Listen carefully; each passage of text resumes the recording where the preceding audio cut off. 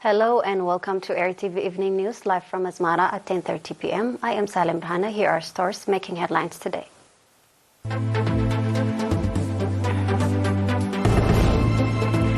National Conference on Dairy Value Chain concludes.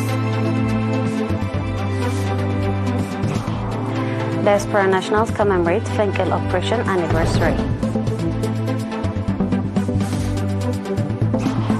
India Farmers Protest March resumes.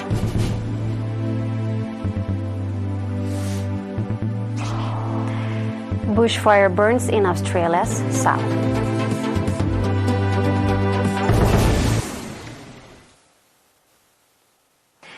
The National Conference on the Dairy Value Chain, organized by the Ministry of Agriculture, concluded today at the Asmara Palace Hotel. The conference was conducted under the theme Platform for Ensuring Sufficient, Affordable and Safe Milk and its Products. The second day of the conference featured presentation on various research topics, including the health of livestock and milk, diseases impacting dairy production, zoonotic disease, which is animal-to-human diseases, and the dairy development experience of participating countries. The conference highlighted Eritrea's significant potential for dairy development. The discussion emphasized the importance of integrated dairy farming, strong partnership for sector growth, the role of research and innovation in addressing challenges, and the critical need for training women and youth involved in the dairy industry. The conference reached a consensus on the crucial topics. Mr. Arafina Berhe, the Minister of Agriculture, engaged in depth discussion with senior representatives and officials from partner organizations on voluntary capacity building, exchange of experience and technology, and the development of policies and strategies for the sector. In recognition of their contribution to dairy development, exemplary farmers were awarded certificates during the event. Dr. Tsagay Tesfai, the coordinator of the conference, expressed optimism about the conference's positive impact on enhancing the sector's prestige. Participants of the conference are scheduled to visit dairy-related companies on Friday, February 23, 2024, to gain further insight into the industry. Nationals in Germany and Italy enthusiastically commemorated the 34th anniversary of Fenkel Operation under the theme Fenkel Tunes of Liberation.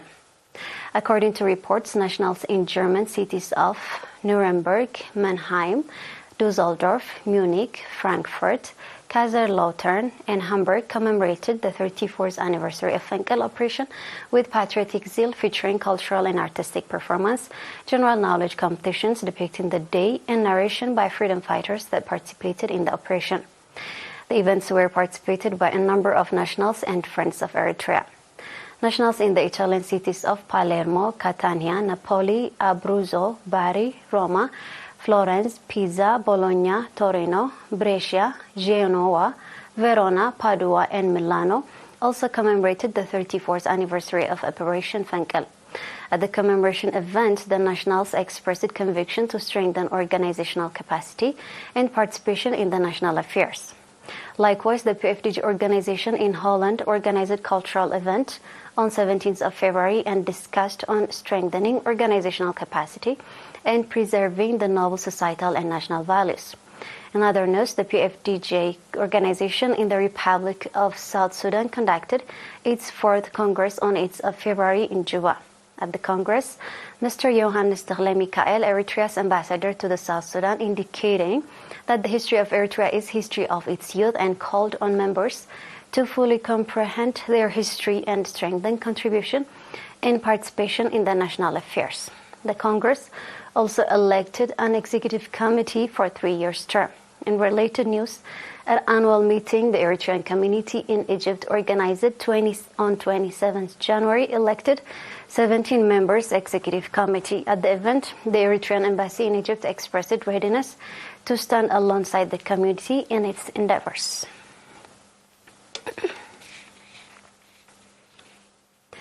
Nurse Ramadan Mohammed Umar, head of For Health Center, reported that the number of pregnant women delivering at health facilities is increasing from time to time. Nurse Ramadan said that the number of pregnant women seeking health treatment has increased by 7.7%. Nurse Ramadan also said, as the area is susceptible for mosquito breeding and as a result of sustainable environmental sanitation activities and spreading pesticides, the prevalence of malaria has significantly been reduced. He also said that sustainable awareness-raising programs is being carried out to develop the understanding of the public on communicable diseases and especially of HIV/AIDS.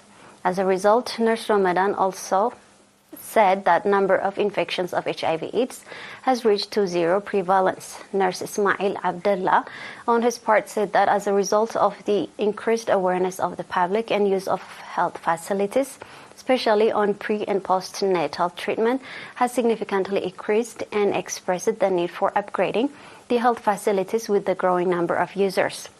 Foro Health Center provides health treatment to residents of the administrative areas of Foro, Zula, Afta, Ayromale, Hadish, and Malka. We're live on ERi-TV. Stay tuned for international news.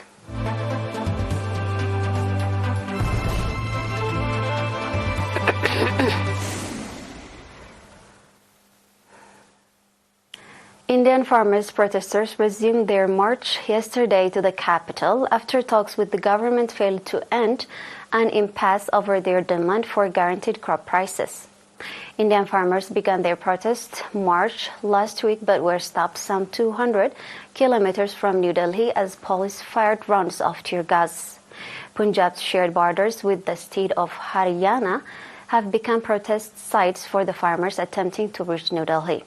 The majority of the protesting farmers are from the two states. Haryana police in post on X said 12 officers were injured after protesters attacked them with sticks and pelted them with stones.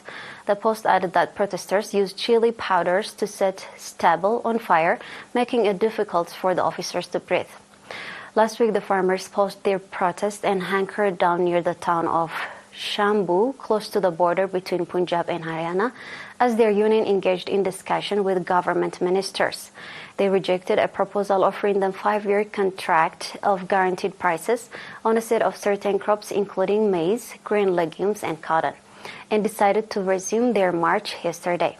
Authorities are set on containing the demonstration, which has renewed the movement from over 2 years ago when tens of thousands of farmers camped out on the outskirts of the city for over a year, forcing Prime Minister Narendra Modi to repeal new agricultural laws in major reversal for his government. Roughly 50 square kilometers is ablaze northwest of Ballarat, Australia. A similar area is also burning out of control farther to the west. The State Emergency Service urged residents in a town of Raglan and Beaufort, home to around 2,000 people, and those in surrounding areas to leave while it was still safe and head east to the nearby regional hub of Ballarat, 95 kilometers west of Melbourne. Large swaths of the state are on high alert for fire, and Bureau of Meteorology today issued extreme fire danger warning for several districts due to hot, dry winds and potential for thunderstorms.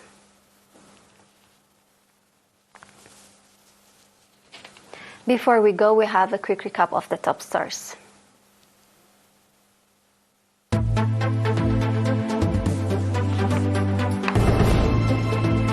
National Conference on Dairy Value Chain concludes.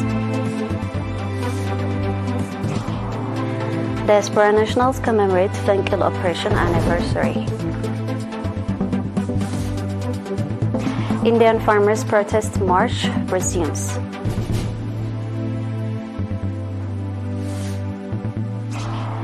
Bushfire burns in Australia's south.